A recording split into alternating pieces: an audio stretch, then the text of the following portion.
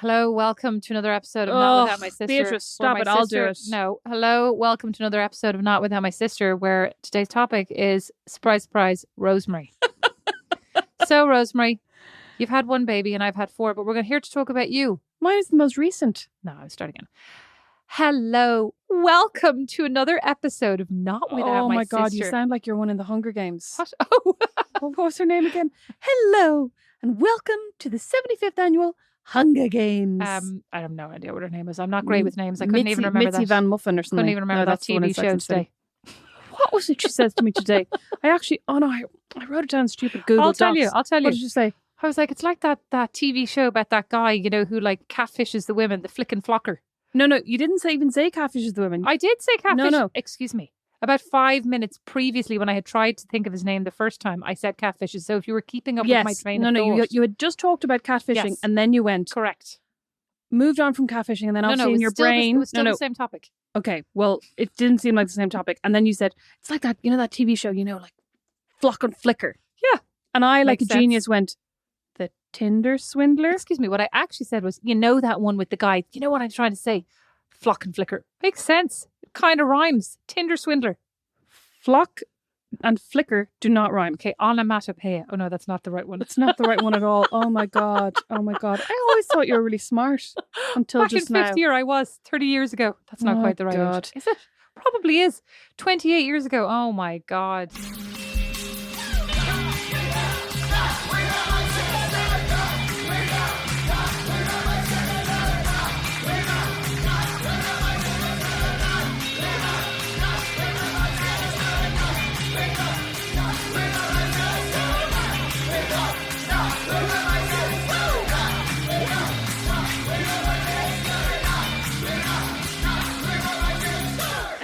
Anyway, I thought we'd do a little update about me. Haven't aged a day. About me and how I'm getting on in the fourth trimester. How do you feel about the term the fourth trimester, by the way? I never heard it before you suggested it. Did you not? No. I live in a bubble. You do. You live in a bubble of crime novels and books about work. I'm reading a great book today called Runner, actually, given to me by a guy at work who I don't think believed me when he said he spent the weekend reading thriller novels. And I said, oh my God, I love a good thriller. He was like, really? And I said, yeah. And he goes, oh, I'll bring it into you. I think he was really like, she's going to say, only joking, I only read Pride and Prejudice. And he brought it in. And look, on the bottom, what's this called? What's this thing called? Oh, when they write, I can't remember. An endorsement, but that's not it. No, it's like, I can't even remember. Oh, can't remember. Lee Child. Lee Child has written, what has he said? Breathless, smart, and completely convincing. A huge talent. I'm obviously... That's like your Russian accent. Breathless, smart, and completely convincing. Oh, funny. I'm obviously behind the times, though, because I realised, I was like, this must be a new writer that I've never heard of. Published in 2014. So it's not Patrick Lee. Excellent, anyway. Can I also say, I can't believe you brought your book to the podcast recording. Yeah, it's going to be that boring. I thought that was optimistic of me, actually. Well, I did. It was an accident. I had it in my hand. I didn't want the children to steal it. Anyway, you should read it after me, but I have to give it back to my colleague. Well, I still have to read 56 Hours, the last one you gave me. Oh, yeah, that was good as well, by an Irish author. Can't remember. Yeah, I can't remember her name. It was a very good. It was actually, you know what? That had a real twist. Now, I am not somebody who necessarily sees twists coming, but this one, I absolutely did not see coming. Right? Like, sometimes, you know what I mean? Sometimes I go, oh yeah, of course there's inevitably a twist. This one twisted up right in front of me and I was shocked. You're but you know actually what? ridiculous. I usually don't see twists coming, but this one I especially didn't see. I didn't see. Yeah, this one I doubly didn't see. But you know what? I was really sad. Like, the twist was sad because up until then it had just been like a gung-ho thriller, like, you know, flying by the seat of your pants thriller. And I was real like, oh yeah, and it was kind of sexy and they had the whole thing, I was rooting for everybody in it. And then the twist, a violent twist, I was suddenly like, just got very bleak and sad. And I was like, oh, I'm not sure I'm in the mood for this. Not what I wanted to happen. I was very, actually, potentially you should put that one on the back burner for a while now that I think about the plot. Sorry, I heard your baby saying actually today. Oh. It's not even saying actually anymore. First it was the Mofifi went by the wayside. The speech therapy is really working out. I was about to say, do you know what's really sad is that I bring him to multiple doctors to have him assessed, to have him whatever examined, to, why is he not speaking, blah blah blah. Then I bring him to speech therapy. I cajole him, spark, st. Then today he's like star. I'm like, oh, He's talking proper like. I know. It was much cuter when he was calling me Mo So Fifi. cute. I know. But So listen, cute. now we have another baby who'll be cute. Yeah, but he's probably going to be a good speaker. And like, there's something very cute. I don't know. He's not this. making any consonant sounds yet. Excuse me, he's 5 months. I know. I've been reading all the things where it's like he should be gurgling by now. He's not really gurgling. Totally he just goes, gurgling. That's what gurgling is. I don't know if you're familiar with my friend Kerry.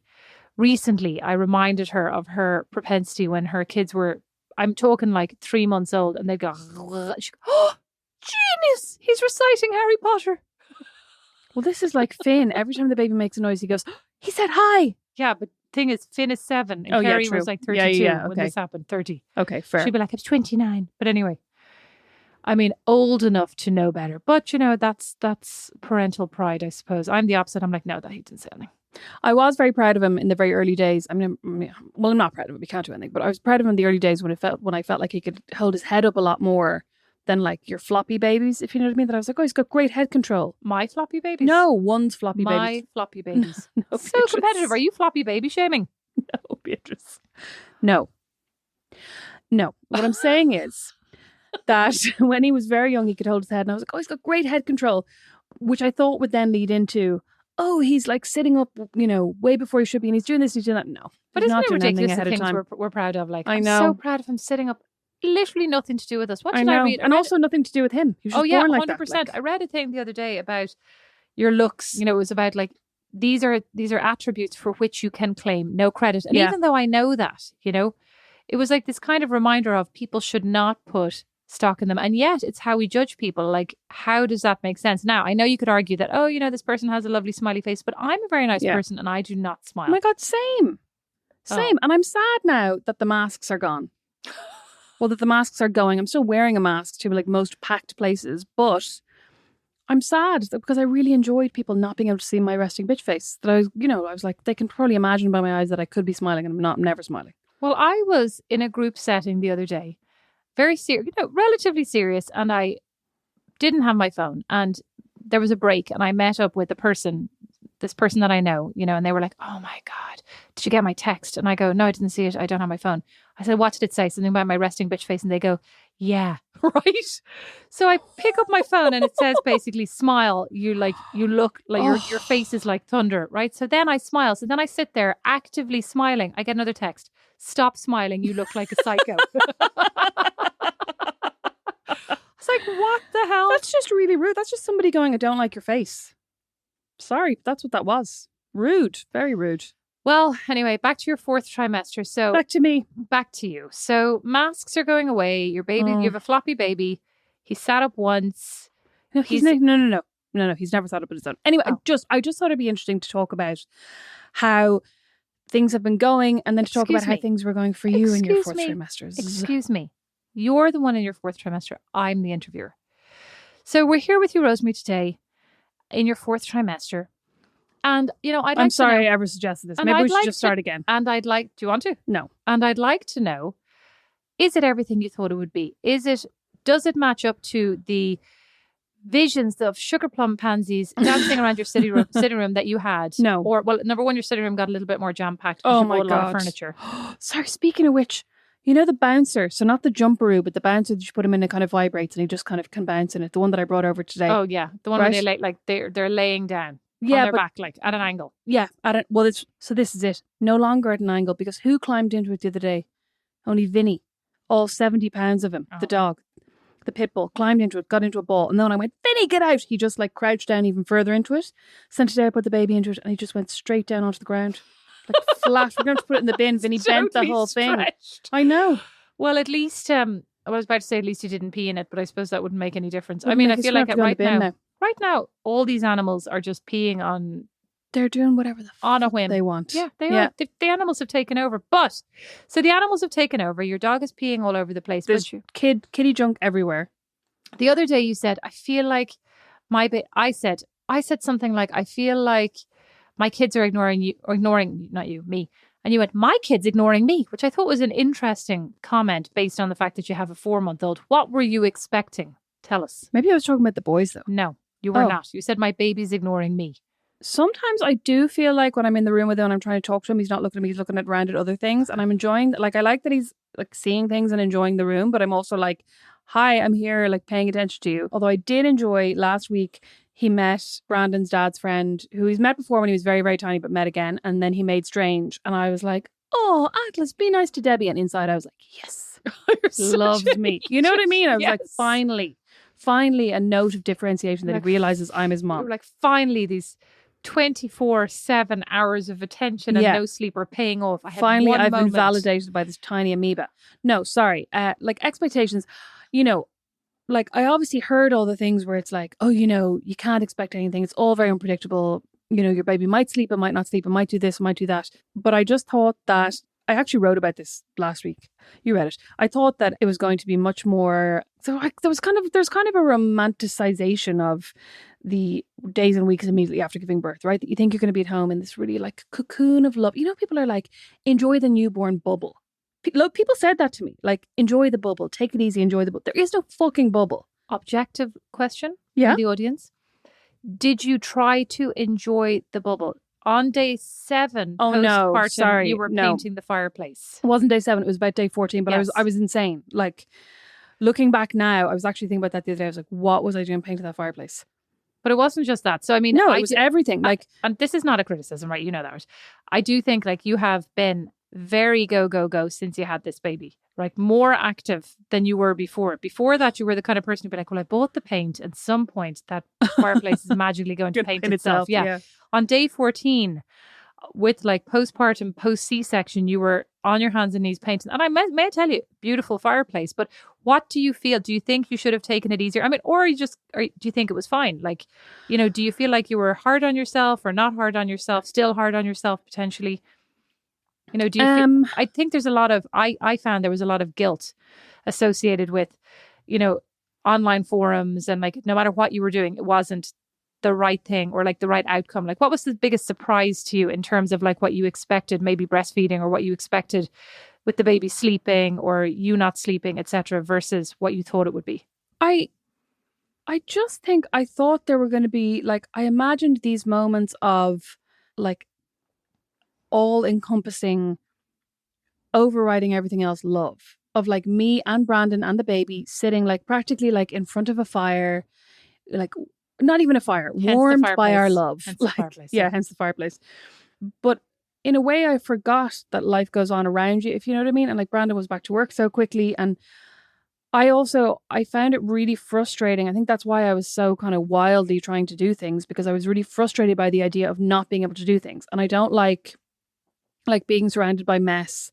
So I wouldn't ever really leave things for Brandon to do when he got home. And I'd be like, I have to empty the dishwasher. Like, I have to put the baby down. And, you know, like the baby would be cluster feeding. I'd be like, I have to put the baby down. I have to get the baby to sleep because I need to do this or I need to do that. Instead of going, I don't need to do any of this in hindsight. And you totally said that to me. Is this, do you have your hand up in the air for? Go on. I have another question. Go on. I know that I found it shocking when I had my first baby, not the second. Like everybody else said, you know, when you have your second baby, that'll be the shock of your life. The jump from 1 to 2. But for me, it was from 0 to 1 because I was living in New York and we were doing whatever we wanted. Living the life. We went out all the time. Like we barely cooked, you know. Yeah. And then suddenly having a baby, I felt very trapped at home. I wonder if the pandemic. I mean, you're more of a home bird. Yeah. Anyway, right? Like you definitely like, as we joke, to be at home and to be cozy and stuff. Whereas I totally like that now. But do you think that having the pandemic? Do you think it was maybe an easing into that lifestyle potentially? Like, was it hard for you? I get what you're saying, that it was hard because you feel restricted in your ability to do things. You can't, you know, you couldn't decide, I'm going to knit. You do a lot of watching I haven't TV. done a bit of my knitting since that baby came along. Have you done any reading? I've done a bit of reading, but not as much as I would have liked. You've done a lot of writing though. I mean, I do feel like you've been very productive. Yeah, well, I suppose because so I moved from Patreon to Substack, and like I signed a contract with Substack for a year from October 1st, and he was born on October 5th. How does one find you on Substack? Oh, rosemarymccabe.substack.com. Thanks, Beatrice. So that wasn't great timing on my part in hindsight. And I think I was like, I'm going to get loads of stuff written ahead of time and get everything scheduled. Of course, I didn't do that. So like I've been working since the minute he arrived. Now, not working in the sense of working 40 hours a week, but working 20 hours a week. You know what I mean? Working 20 hours a week from like week 4, week 5. Like you worked very early. Yeah. Well, the day after he was born, I think I wrote something in the hospital. Oh well, that was just that I because you were in, scheduled like, for a later that fugue week. of, I was, yeah. of But drugs. I had signed a contract to have 2 articles published a week from the week he was born. I think when he was born, I had 6 written. So I I was had about the to say, first 3 weeks done. didn't you have like 3 months worth piled up, No, ready to go? of course I did. That's what I just said. That was the plan, and of course I didn't do that. Of course I didn't. Dope. Oh.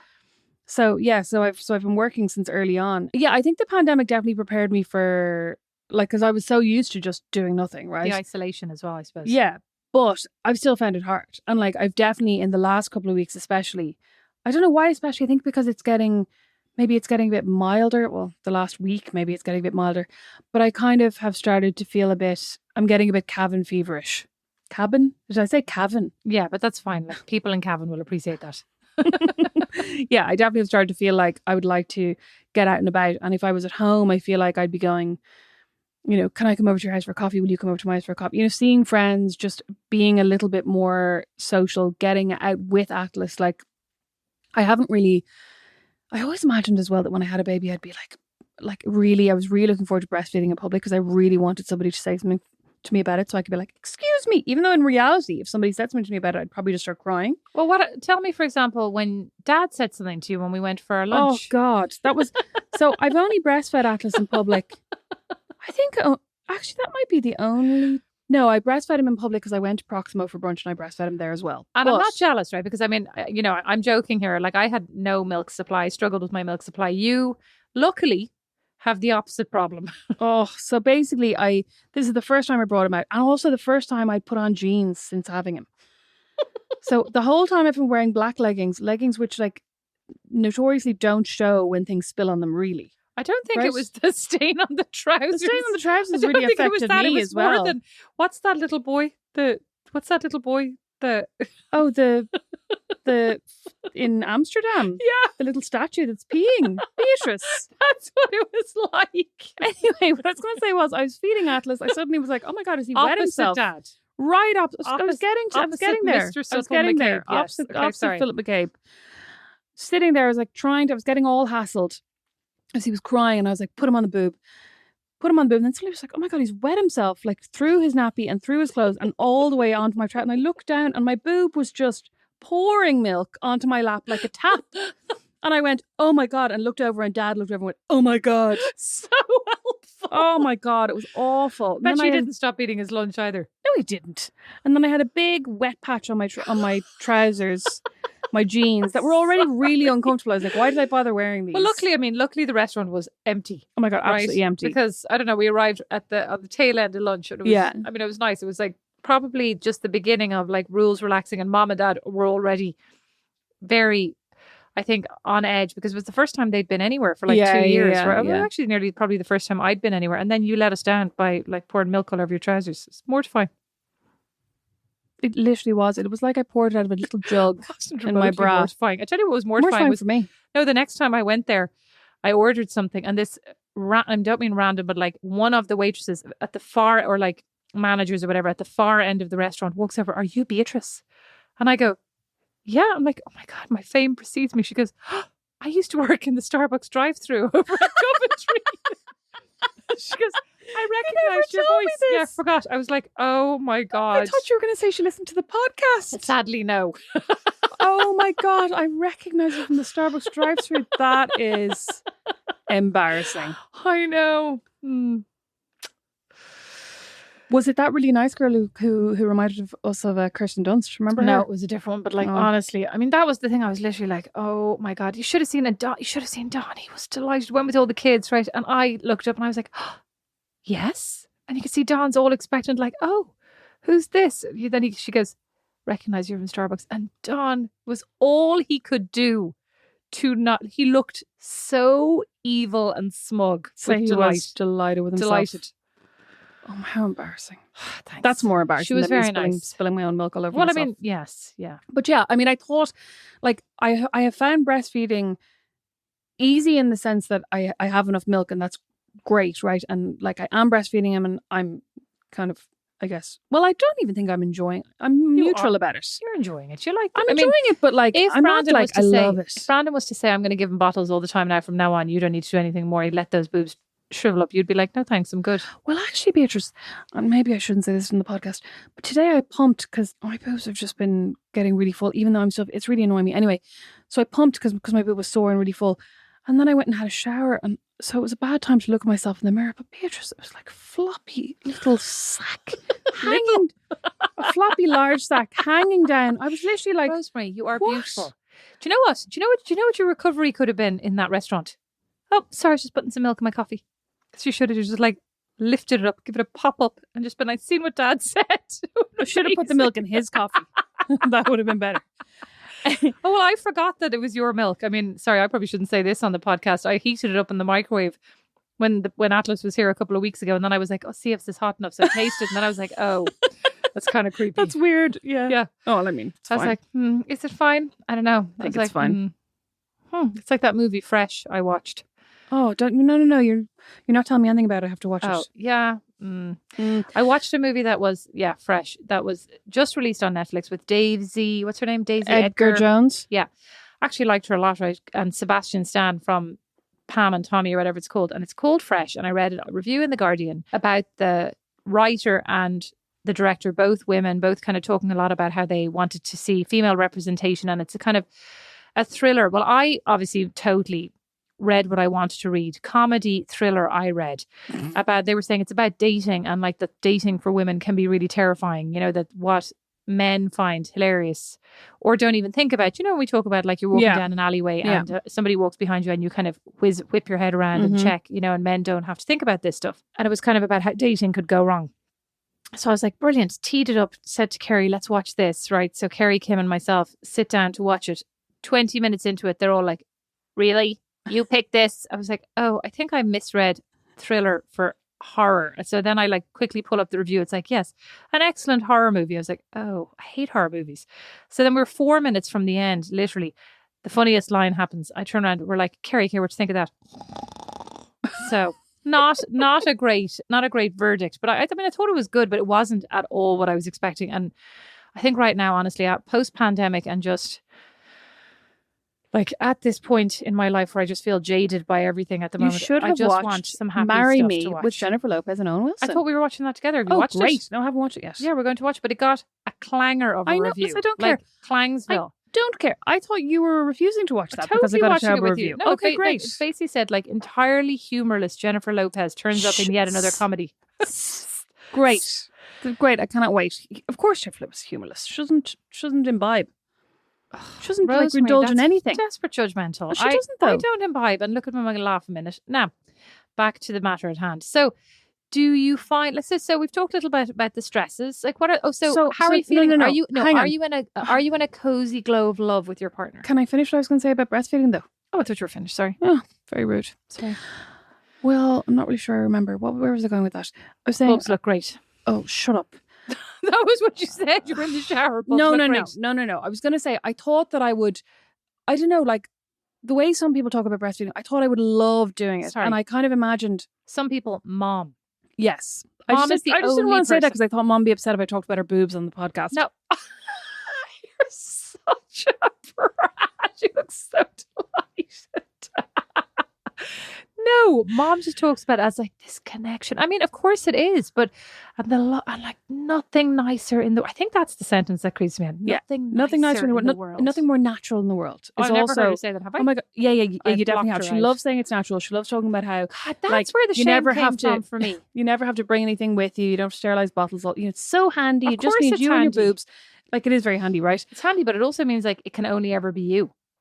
Yes, which is a bit of a pain. But also, I just feel like it's a lot more awkward than I thought it was going to be for me. And I don't know if that's because my boobs are big or because one of my nipples hangs way lower than the other or is it because you thought that it was that all of these bra tops and short top, whatever, like maternity tops and bras were going to be really helpful. And you invested in loads of them. Yeah. And like nursing tops. they're all crap in my opinion. I thought that this little flap in the nursing top I was going to just, what did I think? That my nipple was tiny and my boob was tiny and they were both just going to like sneak out the side of this and nobody was even going to see. No. I think that does happen to some people though, right? Yeah, I think it does. I mean, actually, I think a lot of what we see of breastfeeding because we see it in, say, like the odd movie or... Do we even? I mean, do I really we? am trying to think, like, when's the last time I've seen a depiction of breastfeeding like that was not actually somebody breastfeeding? I'm trying to think that too. I'm trying to think too that and I suppose when people are breastfeeding, I don't really look. You know what I mean? As in, like not that you're like, don't look at that, but you're trying not to make someone feel uncomfortable or stare or whatever. But I basically just feel like there's no way for me to breastfeed in public without pretty much my entire boob being out, because I have to hold the baby in a certain way and get my boob around. Like, it doesn't just pop into his mouth. Do you know what I mean? I have to like pull my boob up, wedge it into his gob. I usually have to put a burp cloth underneath the side of his head because he's a real drooler. So otherwise we end up getting milk everywhere. Like, so it's just all a lot more stressful, I think. So when I've tried to do it in public, I've just felt a bit like frazzled. Or But even when I was trying to do it here in the early days, I was getting a bit like, ugh. A lot of people though, like, will put, you know, like sheer scarves, etc. Oh yeah, but you over didn't him. want to do that, right? Well, I didn't want to do that, but I also don't feel like I could do that because I need to keep looking at him to make sure he's still got the nipple in his mouth. Or like what happens at lunch when I look away and I'm chatting, the nipple's out of his mouth and there's milk everywhere.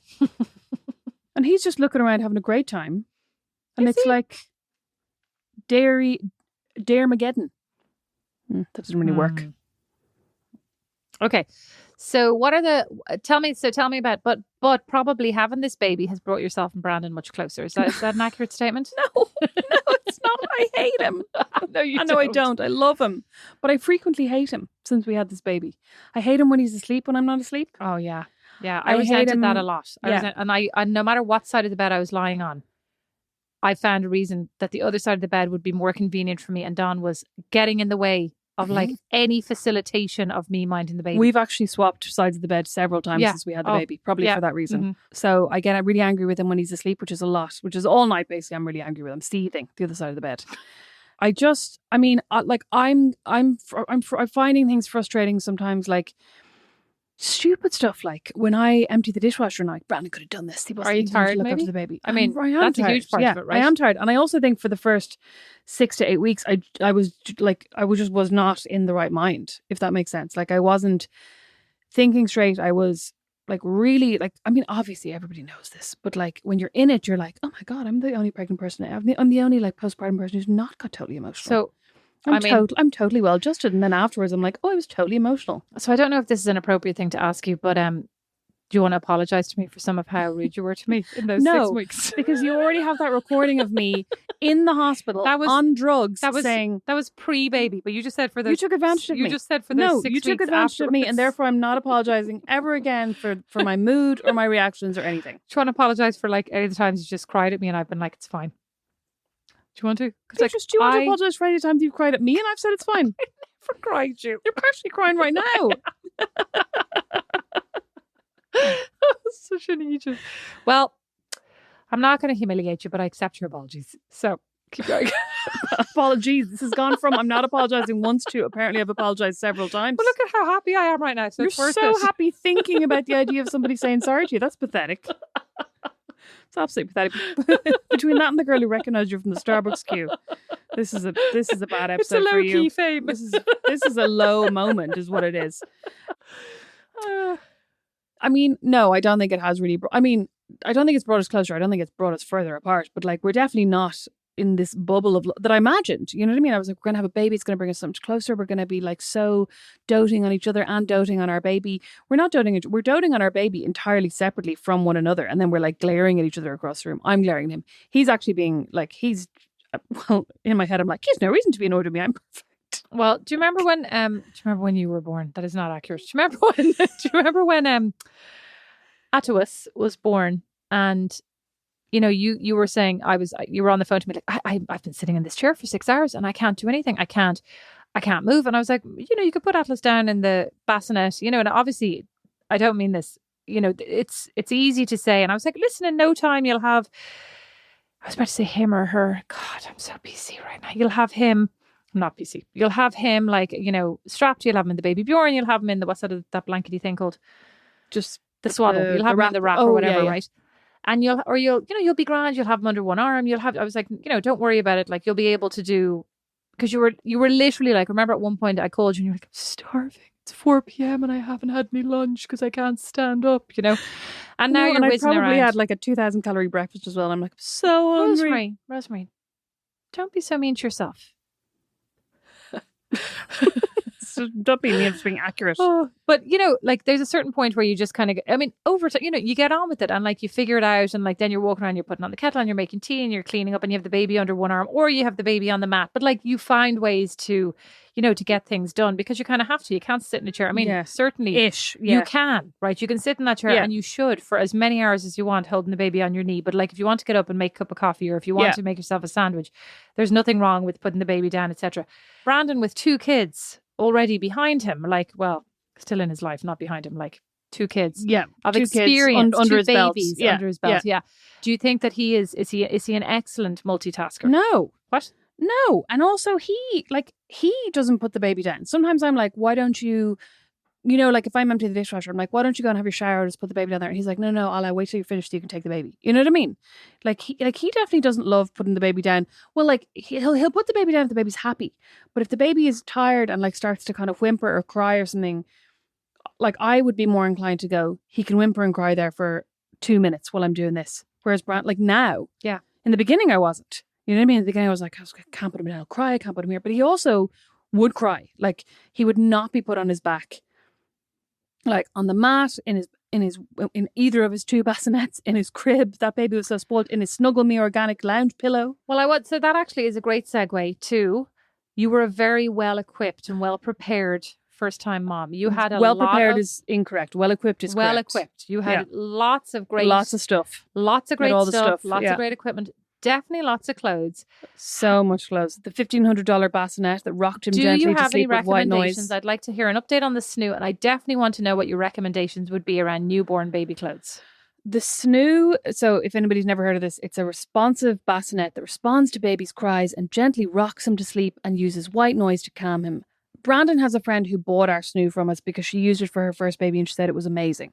It didn't work for us because he didn't like being laid in his back. He didn't like being swaddled and he just screamed. And was it a gentle white noise from your perspective? It was a gentle white noise. The rocking was a bit violent sometimes. Oh yeah, you sent me that video. Literally you were like, watch this. I know. Poor baby. I know. Rocking back and forth at high speed. I know, and he looked like he needed a bra for his cheeks. Like he'd be like raw and his cheeks would be going 90. God bless. I know, poor him.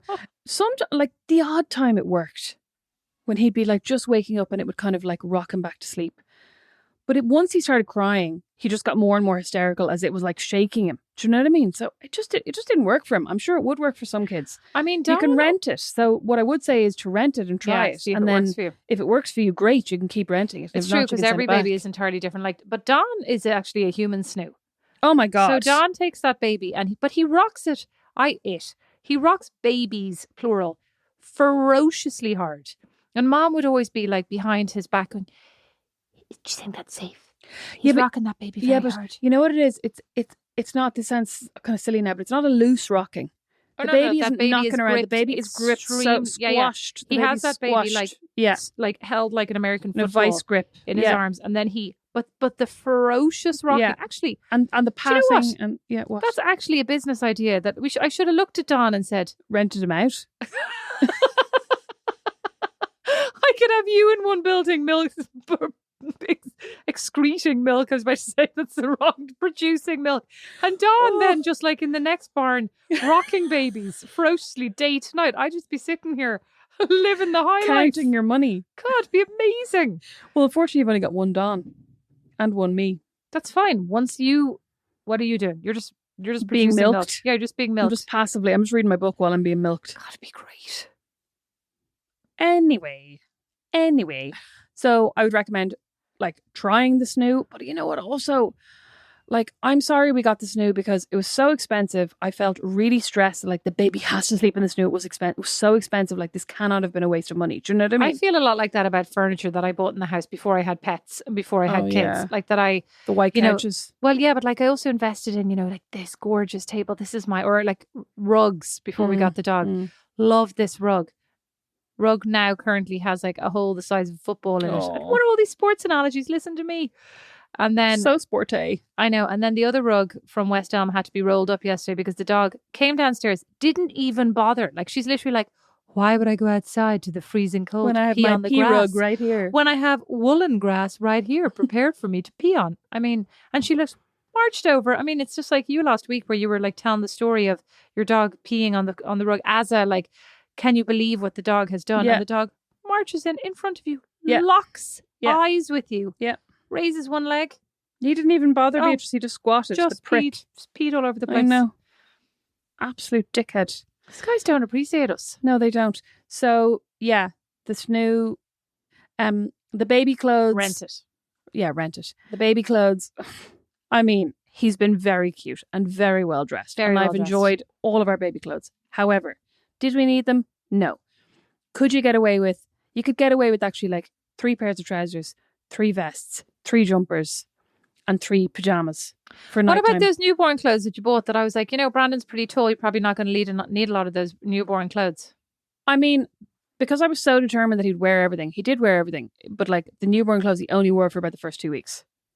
So, but like you wash things so often that you actually just don't like, you put on a wash every other day or every 3 days. So you only need 3 days worth of outfits. Do you know what I I mean? more meant like any baby over 6 pounds really could happily just be in a 0 to 3 months. Oh, you know what I yes, mean? Like sorry. the newborn Yeah. is adorable, but like if you really only want them to wear it once, unless they're, you know what I mean? Obviously, if they're small babies, it's fine. Yes. But you could also happily get by with 0 to 3. They just be a little bit baggy in the crotch. Yeah. And like What I if you're trying to look not to have stuff outgrown Yeah. in 3 what weeks. I would recommend is buying, say, a onesie, a vest, pants, basically 2 or 3 outfits in newborn size. Buy them like the week you're due, I would recommend so that you buying can then return them. no newborn, personally. Because I mean, 0 to 3 is like, it's never a problem having them a tiny bit No, bigger. but I just think I just think he was cute in the clothes that really fitted him for coming home from the hospital and stuff. You know what I mean? When he's like his cute little outfits. He that were is a perfect. well-dressed baby. He's very well-dressed baby. He's well dressed.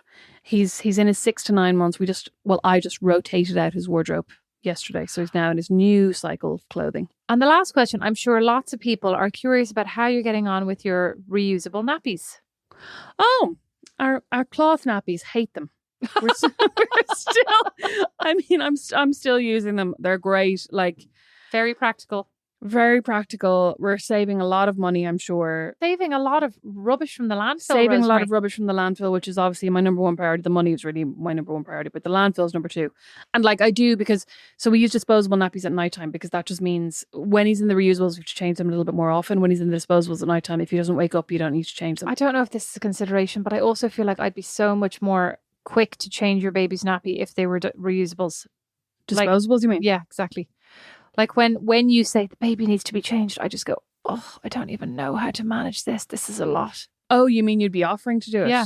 Oh, At the very well, beginning, don't worry I was about offering it. to do it. I was like jumping up and down. And then at the end, I was like, I'm not handling this the right way. I don't know where to put this bag. Like, otherwise, I'd just be rolling up that little nappy and changing it. Yeah, well, that's actually a friend of mine started out doing cloth nappies, and then I think she was living with her parents at the time, and one of the things was she was like, it's fine if it's only the 2 of you changing the nappies, but once you have anyone else involved, you have to teach them basically how to do it. And she was like, it's just a hassle. You know So what I maybe mean? maybe the moral here is actually when you bring Atlas over to me to mind, you put him in a disposable and then I'll change his nappy all Well, night sorry, long. I was just thinking like that time you did mind him, I did bring him over to a disposable and I gave you 2 disposables and we came back and you were cuddling him on the couch and you're like, we haven't moved. I haven't changed a single nappy. And you were just having the best time. Comfy as Larry. I wasn't about to disrupt him for a nappy change. He was fast asleep on me. He was a I dote. had already threateningly roared at very low volume at everybody to back off and get out of the way. I was watching Law and Order. He was on my knee.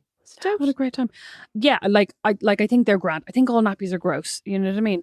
I think when I first got them, I kind of didn't think about stuff like you're obviously still using wipes, right? And at nighttime we're still using disposables. So I kind of forgot for a while that I should still be changing the bin every day or every other day. Sometimes I'd be like, oh, it smells a bit. You know what I mean? Like stuff like that. Gross. Yeah, I know. And the reusable nappies obviously do smell. You know what I mean? In between washes, we put on a wash every 2 or 3 days. We put them in this big like diaper pail liner bag thing in the bathroom. They smell slightly, or not in the bathroom, in the laundry room. They smell slightly. I keep the door closed. You can also get like a diaper genie or whatever that You gave us a diaper contains genie the and that smells. absolutely stank. Oh, And we eventually had to get rid of it. So I you're would... supposed to use liners. Did you use liners? Oh, sorry, I wasn't sure. Mon Dieu. Yes, we used liners. But over time, the stench just permeated the inside of that diaper genie. Ugh. And we did have it for like, several months. But then I was like, this thing is not doing what it says on the label. So, That's crap. do you know what? Well, this Literally oh, well, this bag that we put them in, like every time you put on a wash, every time you put them in the wash, you put in the bag as well. But the thing is, Beatrice, as well, at the moment, I'm only breastfeeding him. So that means that everything can just get bunged in the washing machine. Once he moves on to solids, it's a whole different picture because the poo needs to be knocked off and put in the bin and everything. Rosemary. I know, Beatrice. Rosemary. But listen, before we wrap up, and we will wrap up in a second, I just wanted to talk about the physical recovery. Yes, I was just about to ask you that. Go. Sorry. So, Rosemary. Oh, sorry, we're still talking about you. So, Rosemary, tell me about your physical. You obviously had a C-section, which you weren't anticipating. How are you feeling? How are you feeling after it now? It's what is it? When was it even? Just over 5 months. When was his birthday? October 5th. Oh, yeah, right. So just over 5 months and 2 days. Yeah. How are you feeling? Totally back to normal? Not back to normal? You've been up on that Peloton. I've been up on the Peloton twice. I've done 2 cycles. I've gone for a good few walks. I mean, stuff that I think would have happened whether I'd had a C-section or not. Like I've gone for walks and I've gone, oh, my hip feels a bit funny. My knee feels a bit funny. Is it because I'm in my late 30s? Is it because I just had a baby and all the relaxing goes through your joints? I don't know. You know what I mean? Like I've had little tweaks and I'm like, I don't know what that's from. But my stomach, my incision is fine, but I still have that, like my belly kind of hangs down over it. And that's, like I mentioned this a couple of episodes ago, that's quite sore. Like the flesh is really tender. And but I'm still getting a kind of a pain inside where I can feel like a knot of scar tissue inside. And that's still painful sometimes. So I'm kind of thinking maybe I should go back to my doctor and find out if there's anything wrong. But I also just feel like maybe it just takes a while. I think there's no harm in going back though. You know, that's the thing. Like you read so many cases of women just don't go back to the doctor. So I think there's no harm in going back and saying, is this normal? Also, if only you could trust talcum powder, you could be liberally sprinkling that. Well, I have been putting oh my God, I can't remember what it's called. We use it for the baby. It's like a baby, like an anti-nappy rash powder. Does it help? That I use. It helps with like, because it obviously gets kind of like warm and gets chafing, like it helps with chafing. It helps with kind of sweat, but like it doesn't help with the pain, with the discomfort kind of thing. Know as well though, I mean, I had, not to turn this around to me, but I had a tiny mole removed on my upper arm when I was 16 maybe. Mom's gonna be like, you were 19. That's not the truth. But anyway, 16. I think I was about 16. And I went under general anesthetic and all for it, right? Like it was quite a large mole and it was, I think it was benign, but anyway, they removed it. Still have a lot of pain around that area. Really? Yeah, in the winter, in the cold weather, etc. So I think as well with the summer that it might be good to see how you feel. Yeah, throughout the summer and then afterwards, and just how it feels afterwards. Because I've always wondered, if that can be so sensitive in cold weather, etc. Like what? With it's a very wounds, it's a very large scar. It's a not scar, but like it's a very large incision. And we obviously, so many women have C-sections, especially in America. There's a much higher even percentage than in Ireland. So I think it would be interesting. I'm not using you as a case study, but it might be helpful to get through the warmer months. And and I also read a study, true or untrue, listeners can tell us, any medical listeners can tell us. And, I'm not a medical listener myself, so like not any medical person at all, but I have my own opinions. And I read this article and it said that people who have surgery in the summer have a higher rate of recovery and like less likelihood of like in the warm weather months, etc. And in the colder weather months, like, less positive outcomes. So, I mean, obviously you can't control when you have a baby, but you went straight into like a very cold weather period in Fort Wayne, which is also, I don't know if that's true at all. So I like disclaimer, could be bogus. Yeah. But I mean, I wonder if it's also to do with that you're more inclined to be more active in your recovery in the summer than you are in the winter. Because like I definitely, when I first had him and they're like, go for a walk every day. And I did go for a very small walk almost every day in October. And if I didn't go for a walk, I was definitely getting my steps around the house, putting on washes like a maniac. And you're less covered up, like, and they say that about whether it's true or not, like let your woman breathe, etc. So I mean, that's true. Like you have a lot more layers on and you're much more like you're saying, well, like I was saying, sitting down and covered up. But basically up once November came, I didn't go for any more walks. So I was like, it's too cold and it's icy and I didn't want to bring out the baby. But the other thing I was going to say was, like, I was thinking about this earlier. I was like, God, I actually really have bounced back because I'm the exact same weight now that I was right before I had my baby, but my body looks completely different. You know what I mean? Like my stomach, I mean, obviously I have stretch marks and that, but like my stomach looks, I have a stomach that like I probably could be 6 months pregnant. You know what I mean? Like I just look completely different. And that's interesting to me. Well, it's still only 5 months, and I think whatever your weight is, like your whole body is still regulating back to wherever it's going to end up. You know what I mean? I do think that, well, I mean, in a bit of sad news for myself, I tried on a pair of trousers that I wore back to work 4 months after Fox was born, 3 months after Fox was born, and I couldn't even close them on myself. That's the pandemic. It's eating in the pandemic. Yeah, but like, honest to God. Also I was like, I don't know. I mean, I feel like I'm holding on to these trousers like, you know, a golden ticket from Willy Wonka. Like, I was like, these are actually, even if I could fit into these, are they even nice? Like in Sex and the City, remember when Miranda got into her skinny jeans and then they went to that club bed or whatever? Mm-hmm. She should have held on to them because those low-rise jeans are allegedly fashionable again, or at least they were. I don't even think they were low-rise. She should have held on to them and worn them instead of most of the stuff she wore in the new series. Oh. Anyway, thank you all so much for listening. This has been Not Without My Sister. For the month of March, if you sign up to our Patreon, not only do you get an extra episode each and every Friday, but all of the proceeds of every new patron for the month of March will go towards Ukraine and will be matching their patronage. So basically, you pay $5, we donate $10 to Ukraine, and you get access to the whole back catalogue, plus a new and exclusive episode each and every Friday, as well as this episode, but ad-free and early. Thanks for listening. Bye. Bye. Not Without My Sister is produced by Liam Garrity, sound and original music by Don Kirkland, and our original illustration is by Lindsay Nielsen.